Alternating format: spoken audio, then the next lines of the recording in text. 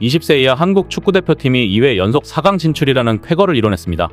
김은중 감독이 이끄는 한국은 5일 2023 피파 U20 월드컵 준중결승 나이지리아와의 경기에서 연장 접전 끝에 1대0으로 이겼습니다.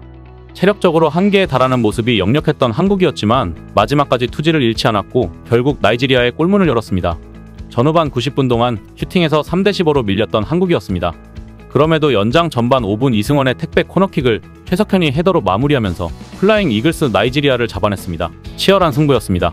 한국은 슈팅 숫자와 점유율에서 크게 밀렸지만 짠물 수비로 나이지리아 공격을 모두 막아냈습니다. 이날 나이지리아가 기록한 유효 슈팅은 단 3개에 불과했는데요. 그만큼 한국 수비가 위협적인 기회를 허용하지 않았다는 방증이기도 합니다. 정규 시간 90분 동안 한국은 단 한 번의 유효 슈팅을 날리지 못했습니다. 나이지리아의 빠른 역습을 방어하기 위해 전체적으로 엉덩이를 뒤로 뺐고 공격의 정확도가 많이 떨어졌습니다. 나이지리아 역시 안정적인 경기 운영을 하려고 수비 라인을 많이 올리지 않았습니다. 때문에 양팀 모두 이렇다 할 공격이 크게 없는 채로 터질 듯한 긴장감만 경기 내내 감돌았습니다. 그러나 한국은 비장의 무기가 있었습니다. 바로 세트피스 공격인데요. 이번에도 세트피스 공격으로 승부를 결정지었습니다. 연장 전반 5분 코너킥 찬스를 잡은 한국은 이승원이 키커로 나섰습니다. 이승원은 약속된 플레이로 골문 앞쪽에서 잘라먹는 킥을 올렸고 이를 니어 포스트 쪽으로 쇄도하던 최석현이 머리로 돌려놓았습니다. 공은 나이지리아 우측 구석을 가르며 시원한 결승골이 됐습니다. 세트피스 공격은 알고도 못 막는다는 말이 있습니다. 여러가지 경우에 수를 만들 수 있어 예측이 어렵고 공이 정지된 상태라 집중력 문제가 순간적으로 생기기도 하는데요. 경기 내용에서 뒤진 김은중호는 세트피스 공격을 승부의 열쇠로 삼았고 이는 결실을 맺었습니다. 양팀 유효슈팅 개수가 1대3인데 한국은 이 한 번의 유효슈팅으로 결승골을 만들어낸 것입니다. 어이없는 판정에도 굴하지 않고 얻어낸 승리이기에 더 달콤했는데요. 이날 주심을 맡은 스페인의 호세 마리아 산체스 마르티네스 심판은 경기 내내 나이지리아에 유리한 판정을 내렸습니다. 후반 추가 시간 4분 가장 아쉬운 장면이 나왔습니다.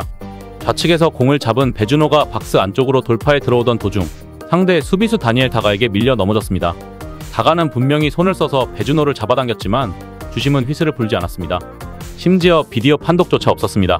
베주노는 넘어진 채로 억울함을 호소해봤지만 소용없었습니다.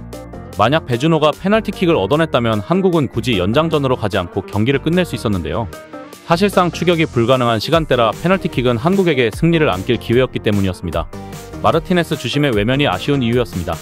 한국은 이번 대회 내내 석연치 않은 판정으로 손해를 봤습니다.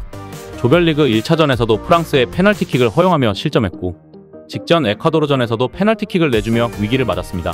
특히 이번에 베주노가 넘어진 장면은 에콰도르전 박창호의 반칙이 선언된 장면보다 더 반칙성 플레이였기에 아쉬움이 남습니다. 연장전에서도 편파 판정은 계속됐는데요. 이영준이 상대 수비에게 걸려 넘어지고 공중볼 경합 도중 팔에 얼굴을 맞아도 휘슬은 불리지 않았습니다. 나이지리아 수비가 대놓고 손으로 베주노 얼굴을 때려도 주심은 반칙을 불 줄 몰랐는데요. 그러면서도 상대가 얼굴을 맞지 않고도 얼굴을 감싸쥐며 쓰러지자 이영준에게 경고를 주는 선택적 단호함까지 보여줬습니다. 안정환 해설위원은 이를 두고 당한 거네요라고 표현했습니다. 그럼에도 최후의 승자는 김은중호였습니다. 한국은 계속되는 수준 이하의 판정에도 집중력을 잃지 않고 무실점으로 경기를 마무리했는데요. 결국 한국은 불리한 판정마저 이겨내고 나이지리아를 물리치며 4강행 티켓을 거머쥐었습니다. 김은중 감독은 4강 진출 후 감격에 눈물을 흘리며 인터뷰했는데요. 우리와 나이지리아 모두 조심스러운 게임을 했다. 체력적으로 힘들었던 게임이다. 우리도 힘들었다. 이 모든 걸 이겨내준 우리 선수들 21명의 선수들에게 고맙다고 전하고 싶다고 이야기했습니다. 그러면서 이 경기를 위해 준비한 것도 있지만 가장 중요한 건 집중력 싸움이라고 선수들에게 이야기했다. 끝까지 포기하지 않고 한국의 힘을 보여준다면 충분히 이길 수 있다고 얘기했다. 우리 선수들이 잘 버텨줘서 좋은 결과가 있었다고 덧붙였습니다. 한국의 4강 상대는 이탈리아로 정해졌는데요.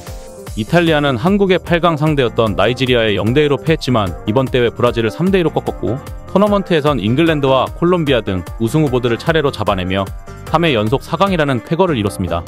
체사레 카사데이, 토마소 발단지, 프란체스코 에스포시토로 이어지는 삼각편대는 이탈리아의 공격적인 축구를 상징하고 있습니다.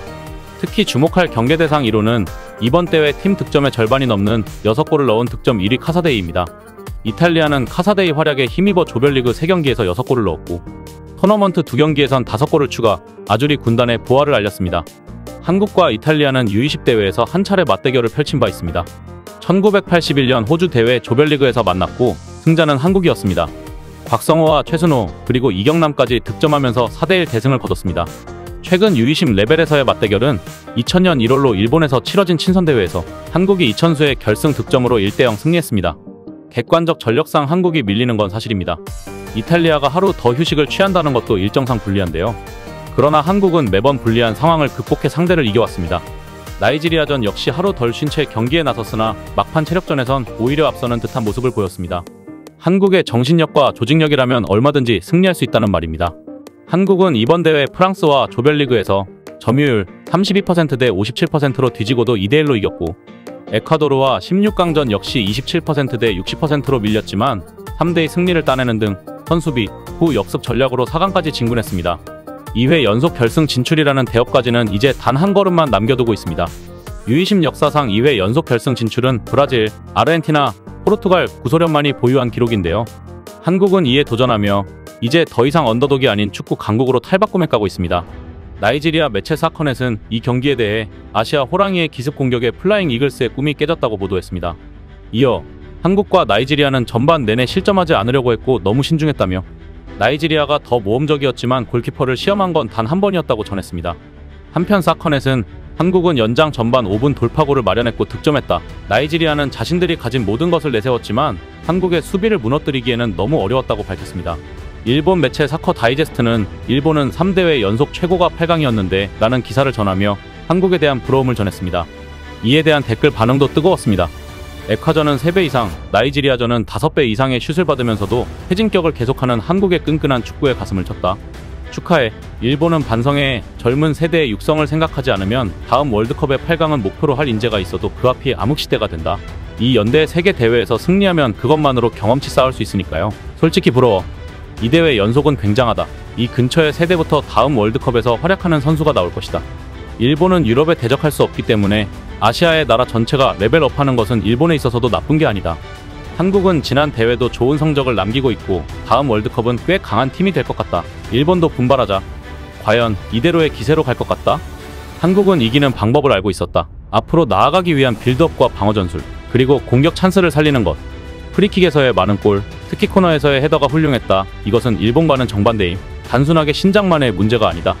한국은 지난 월드컵에서도 피지컬에서 절대 지지 않았다. 이번에도 마찬가지다. 반면 일본은 한심하다. 해외파 4명인가 불러들이며 역대 최강이라 설레발 떨며 우승만이 목표라던 일본 조별 탈락. 이강인도 없고 축구 골수팬 아닌 이상 이름 알만한 스타 플레이어도 없고 U20 아시안컵 중국 간신히 이기고 우즈벡한테 져서 결승도 못 가고 그로 인해 기대 0이던 한국팀은 4강. 한국은 큰 무대만 가면 귀신같이 강해진다 라는 반응이 있었습니다. 다른 해외 팬들도 한국을 축하하는 반응을 보였는데요. 12대 11경기, 오늘 심판이 나이지리아 저지를 입고 있었다. 앞으로 피파에서 팀마다 한 번씩 VAR 요청 기회는 줘야 할 것 같아. 심판 뭐야? 한국 선수에게 옐로우 카드는 왜 주는 건데? 지난 대회에 한국은 결승까지 갔어. 그리고 아마 8강도 7번인가. 한국팀이 아르헨티나에 복수를 해줬다. 한국팀 잘한다. 우승 가자 라는 반응이 있었습니다. 한국 축구팬들의 열화와 같은 반응도 있었습니다. 빗장한국, 정신력과 조직력의 승리다. 재밌진 않지만 쫄깃한 경기. 심장에 물이 가는 긴장감 120분. 근래 본 국대 경기 중 최고였음. 이번 세대가 여기까지 온 이유는 수비가 강하기 때문이라고 봅니다. 공격이 강한 팀은 승리하지만 수비가 강한 팀은 우승이라는 말도 있듯이 예전 한국팀처럼 수비가 허무하게 무너지는 경우가 없네요. 라는 댓글이 있었습니다.